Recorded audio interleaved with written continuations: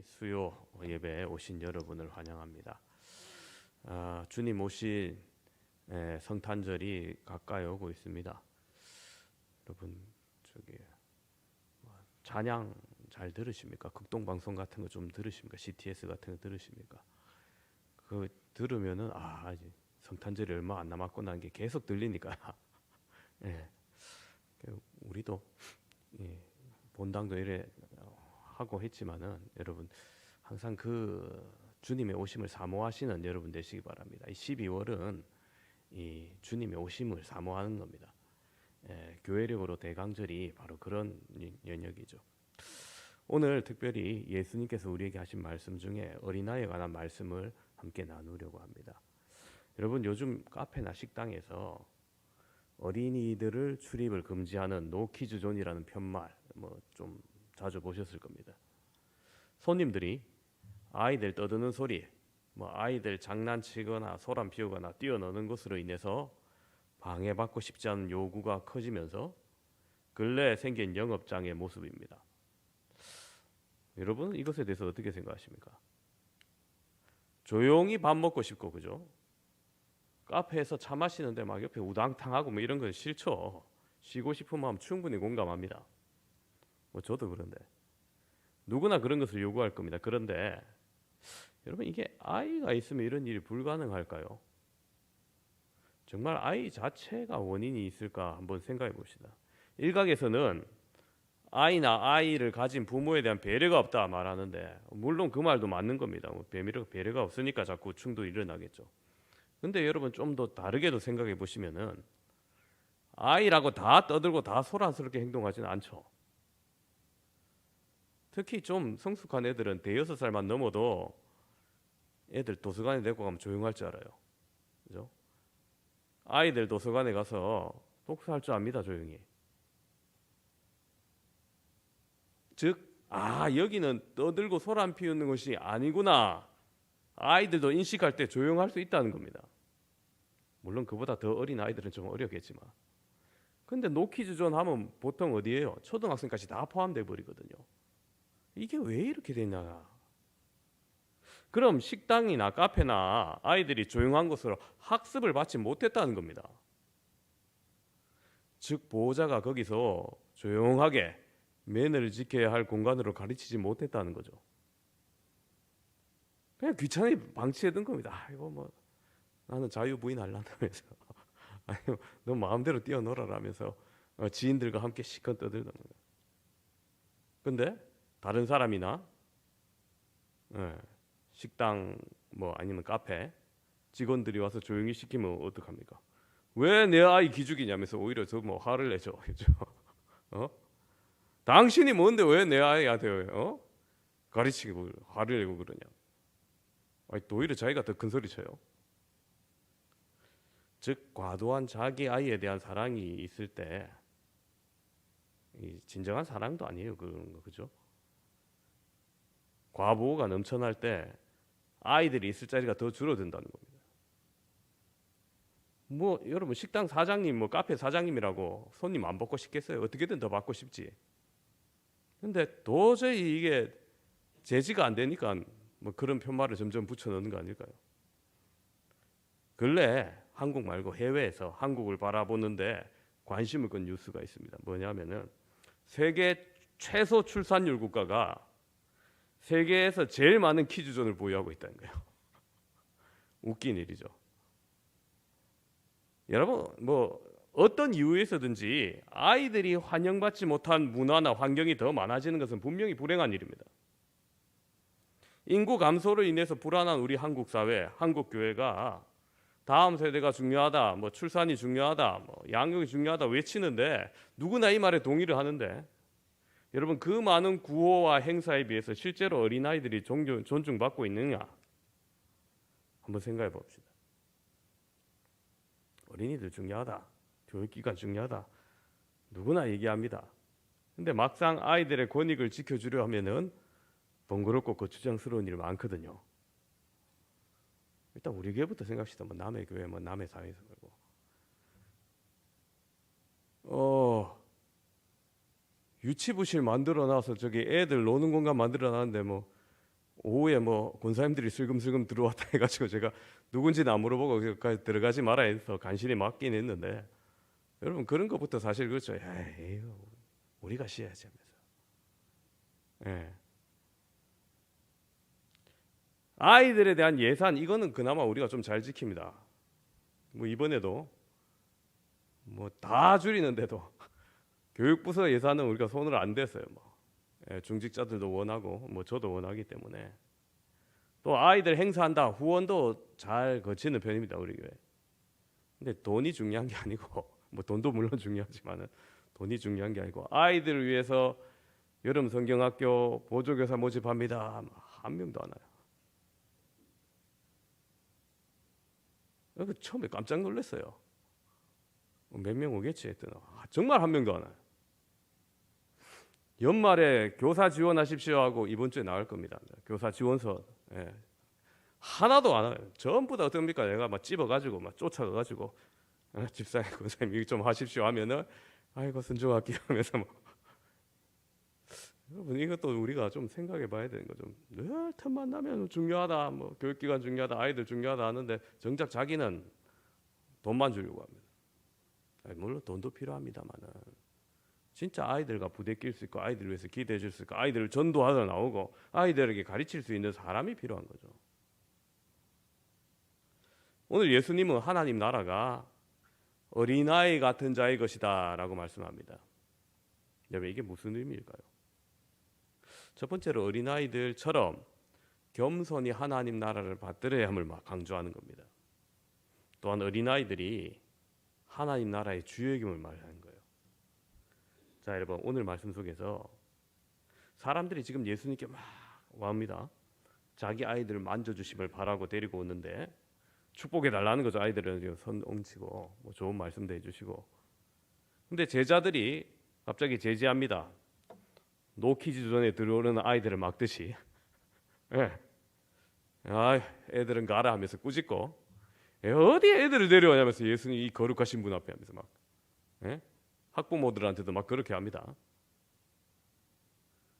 여러분 당시 이때 아이들의 인권이 존중받지 못하고 또 요즘처럼 아이 하나 낳는 시대여서 내 아이가 그렇게 남에게 꾸중 들으면은 부모님도 발끈하겠지만 그렇지도 않은 시대다 보니 흔히 볼 수 있는 장면들이었습니다. 가부장 중심의 사회에서 성인 남성이 주역이다 보니까 아이들이 무시되는 일이 다반사였습니다. 어린아이들이 독립적인 주체를 가진 인격체로서 존중되지 못했고 또 그 어떤 권익을 위한 노력 자체도 없던 시대입니다. 그래서 부모가 이리로 데려다니면 이리로 끌려다니는 수동적인 존재가 아이였죠. 하지만 그런 수동적인 존재였기 때문에 그 시대에 어떻느냐, 아이들이 그만큼 부모에 의존적으로 살아갑니다. 예, 부모가 하라는 대로 하는 거죠. 요즘 아이들 하라는 대로 잘 안 합니다. 그죠? 당시 어린아이들은 지금 아이들보다 더욱더 부모를 신뢰하고 부모님이 이걸 하면 이게 확실하구나. 뭐. 요즘은 아이들이 부모님이 뭐라 하면 뒤에서 스마트폰으로 만나 검색해요. 그죠? 에이 아닌데 하면서 얘기합니다.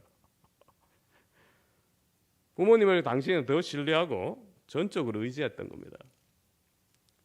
사람들이 예수님께 복을 받으려고 어린아이들 데려왔을 때도 부모가 소개하는 예수님, 부모가 아이에게 저분에 대 가면은 정말 좋아할 거야, 저분한테 축복받으면 정말 좋을 거야 해서 아이들을 데리고 나옵니다. 아이들이 하나님 나라의 왕이신 예수님께 나옵니다.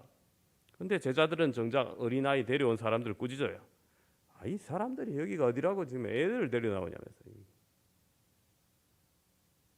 제자들 생각에는 어린이들은 메시아이신 예수님 만나 뵙고 가르침을 받을 만한 존재가 아니라고 생각한 겁니다.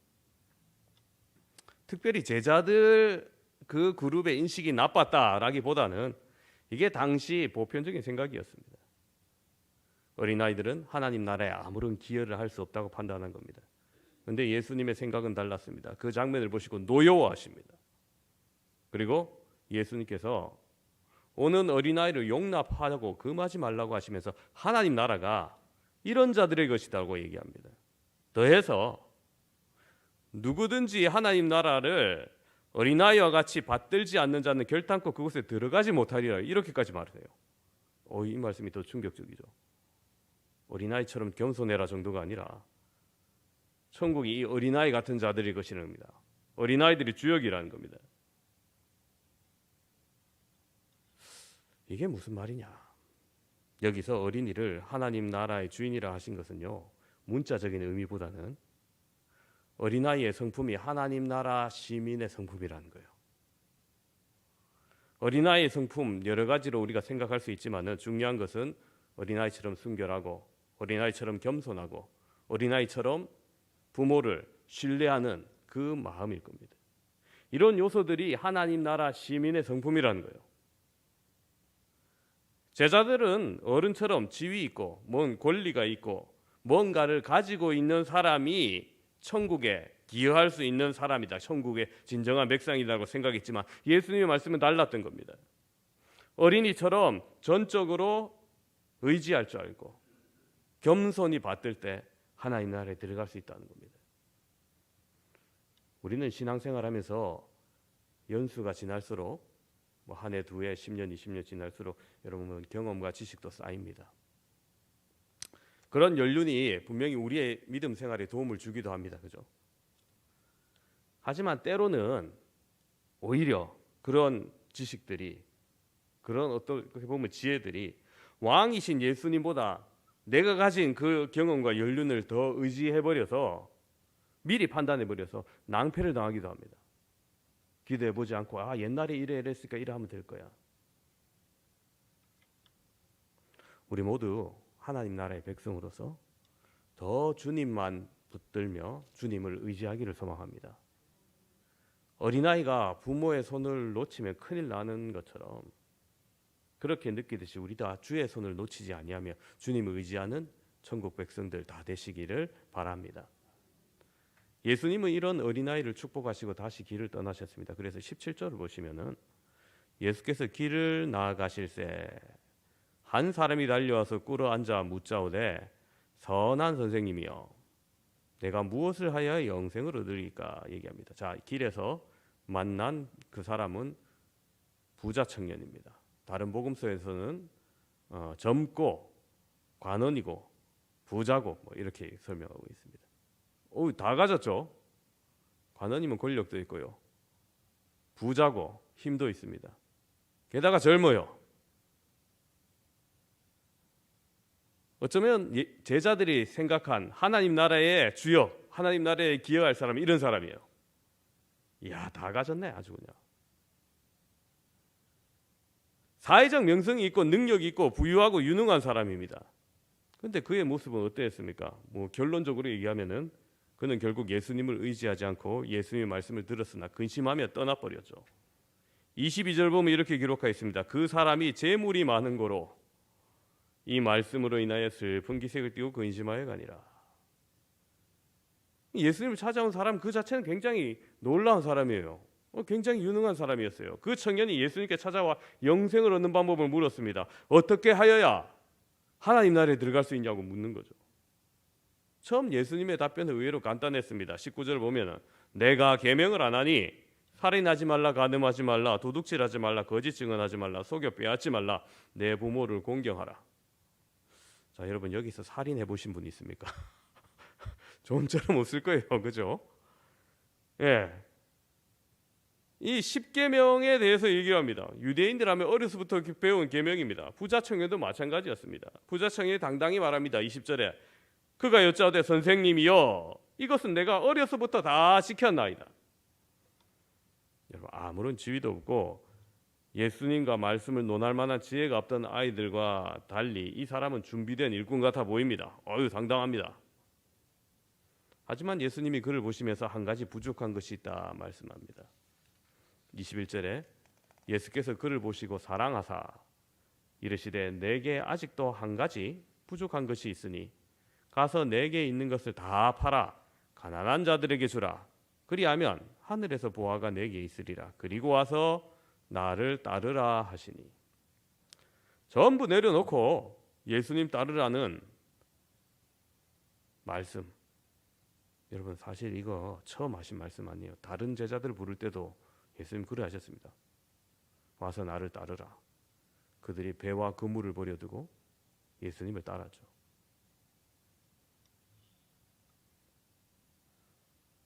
다른 제자들처럼 그도 재물을 정리하고 예수님을 따르기를 바라는 다른 사람들이 바라볼 겁니다. 그곳에 있던 모든 사람들 그의 후속 조치를 기대하고 바라봤습니다. 예수님의 13번째 제자의 탄생을 기대했을 겁니다. 그러나 그가 구한 것은 다름 아닌 영생이었지만 그는 슬퍼하며 떠났습니다. 아니 영생보다 더한 게 어디 있다고. 근데 그가 구한 것은 영생이 아니었던 거죠. 결국 가진 것이 많았기에 오히려 걸림돌이 되었던 겁니다. 예수님을 온전히 의지하고 쫓자니 자기가 하고 싶은 것도 많았기 때문입니다. 예수님을 따르는 인생보다 자기의 인생을 살고 싶었던 겁니다. 이 청년이 떠난 후에 예수님께서 모든 것을 버리고 예수님을 따르는 제자들이 내세 영생을 받을 것을 말씀하시죠. 여러분 그렇습니다. 제 아무리 율법을 잘 지키고 재물이 많다 하더라도 예수님 따르지 않으면 하나님 나라의 백성이 되지 못하고 영생 얻지 못하는 겁니다. 부자 청년이 어렸을 적 율법을 지켰다고 한 것을 보아 그도 한때 어린이처럼 하나님 나라를 바라봤던 아이였을 겁니다. 하지만 시간이 지나면서 재물이 모이고 재물이 주는 유익을 알고 그럼에도 불구하고 율법이 주는 순종의 모습을 바라보면서 내가 이 정도면 됐지, 이만하면 됐지, 겸손의 마음이 점점 사라져버린 것 같습니다. 함께 예배드리는 사랑하는 성도 여러분, 이런 모습이 혹 우리에게 나타날 수 있으면 우리 경계해야 됩니다. 특별히 오늘 주님을 사랑하고 의지하고 따르다기보다는 돈을 더 사랑하고 돈을 더 의지하는 사람이 많은 시대입니다. 돈이 가진 힘이 너무 강하고 또 돈이 가져다주는 쾌락과 즐거움이 너무 강한 시대가 되어버렸어요. 하지만 여러분, 돈이 아무리 많아도 들어갈 수 없는 나라가 바로 하나님 나라입니다. 요즘 주일학교에서 이 찬양 하는가 모르겠습니다. 돈으로도 못 가요 하나님 나라, 힘으로도 못 가요 하나님 나라, 거듭나면 가는 나라 하나님 나라, 믿음으로 가는 나라 하나님 나라. 3절까지 있죠. 아이들에게 정말 하나님 나라 정확하게 설명해 주는 찬양 같아요. 뭐 벼슬로도 지식으로도 어여뽀도 못 가고 마음 착해도 못 간다는 겁니다. 2절 3절이 소위 말하는 요즘 학벌, 명예, 외모, 선행, 자기 만족 등 세상에서 최고로 추구하는 가치들 그 어떤 것으로도 하나님 나라 들어갈 수 없다는 거예요. 오직 예수님만 겸손히 의지하는 믿음으로 갈 수 있다는 거죠. 오늘 여러분, 우리는 이 믿음의 길을 걸어가고 계십니까? 혹 은근히 입으로는 예수님 한데 예수님보다 더 의지하는 게 있습니까? 돈을 사랑하는 이 사회 속에서 더욱 하나님의 은혜를 사모하는 저와 여러분 되시기를 바랍니다. 돈의 가치보다 주님의 가치를 자녀에게 더 가르치길 바랍니다. 에베소서 6장 1절부터 4절이 이렇게 말해요. 자녀들아, 주 안에서 너희 부모에게 순종하라. 이것이 옳으니라. 내 아버지와 어머니를 공경하라. 이것은 약속이 있는 첫 계명이니 이로써 내가 잘되고 땅에서 장수하리라. 또 아비들아, 너희 자녀를 노엽게 하지 말고 오직 주의 교훈과 훈계로 양육하라. 여러분, 에베소서 이 6장 1절부터 4절 말씀은 참 5월 달에 가정의 달에 자주 드리는 말씀입니다. 사도 바울이 에베소 교회에 편지하면서 부모와 자녀의 관계를 이같이 가르쳤던 겁니다. 그런데 여러분, 주목할 점은 이 본문이 나오기 전에 6장 전에 5장에는 뭐라고 말하냐면 5장 18절이 이렇게 기록합니다. 술 취하지 말라. 이는 방탕한 것이니 오직 성령의 충만함을 받아라. 성령 충만함을 말해요. 그렇습니다. 바울은 가정의 규례들 말하기 전에 먼저 성령 충만하라는 겁니다. 즉 가정에서 하나님 나라를 이루기 위해서 자녀를 양육하든지 부모를 섬기든지 부부 생활을 하든지 어디서나 성령 충만함이 중요하고 우선돼야 된다는 겁니다. 내가 먼저 깨어서 성령 충만해서 예수 중심으로 살아야 된다는 겁니다. 그 후에 이런 것들이 가능해요. 순서를 보면은 아까 6장의 순서를 보면 아랫사람이 자녀에게 먼저 순종과 공경을 권고하고 있죠. 그리고 윗사람이 부모에게 자녀를 노엽게 하지 말라 하면서 주의 교훈과 훈계로 양육하라 되어 있습니다. 또한 부모된 성인도 자녀들에게 본을 보이는 측면에서 노부모에게 자녀로서 순종하는 모습을 보여야 함을 말합니다. 자기도 순종하지 않으면서 순종하게 요구하는 것, 아이들도 불합리한 건 너무나 잘 압니다. 요즘 아이들 다 알아요. 추석 때 어머니한테, 아버지한테 용돈 조금 주고 집에 와가지고 너희는 우리한테 많이 줘야 된다면 애들이 뭐 듣겠습니까? 예? 또 부모는 자녀를 노엽게 하지 말라 하는데 여러분 이게 자녀를 내 소유로 여겨서 함부로 대하지 말라는 겁니다. 자녀는 내 거 아닙니다. 나의 것이 아닌 하나님께서 이 땅에게 우리에게 맡긴 겁니다. 생명입니다. 이 땅에서 하나님의 뜻이 땅에서도 이루어지도록 하게 사용하는 하나님의 도구입니다. 그렇기에 세상의 지혜나 처세술이나 가치관이 우선시되는 교육이 아닌 오직 하나님의 말씀과 하나님 나라의 가치관으로 양육해야 됩니다. 그런데 여러분 이 양육이 입으로 얘기한대로 되는 게 아니라 부모가 먼저 모범을 보여야 되는 거예요. 믿음이 제일 중요하다 가르치면서 주일에 야 우리 캠핑 가자 하면서 애들 데리고 나가서 기껏 해야 돌아오는 차 안에서 유튜브로 예배 드리면서 예배 봤다면 아이들이 야 하나님 최고구나 이렇게 생각하겠습니까? 부모의 말에 더 신뢰를 안 할 겁니다. 돈보다 하나님이 우선이다 그렇게 말하면서 하나님보다 돈을 사랑하는 모습 혹 더 많이 보이고 있지는 않습니까? 아이들이 부모의 말에 신뢰를 하지 않을 겁니다. 그렇게 되면 아이들이 이 믿음의 교훈과 양육 그게 아니라 믿음에 대한 반발과 부조리함에 더욱더 교회를 등 돌릴 겁니다. 우리가 부자 청년처럼 다른 것에 더욱더 가치를 부여하지 말고 어린아이처럼 오직 주님만 의지하며 살아가길 바랍니다. 이 세대는 탈권위의 세대입니다. 빠르게 바뀌는 세대 속에서 과거의 정통과 가치는 요즘 사람들에게 옛것, 낡은 것으로 치부됩니다. 이러한 시대에서 자칫 우리가 잘못하면은 성경의 가치가 이 절대적 가치가 옛것, 낡은 것으로 치부될 수 있습니다.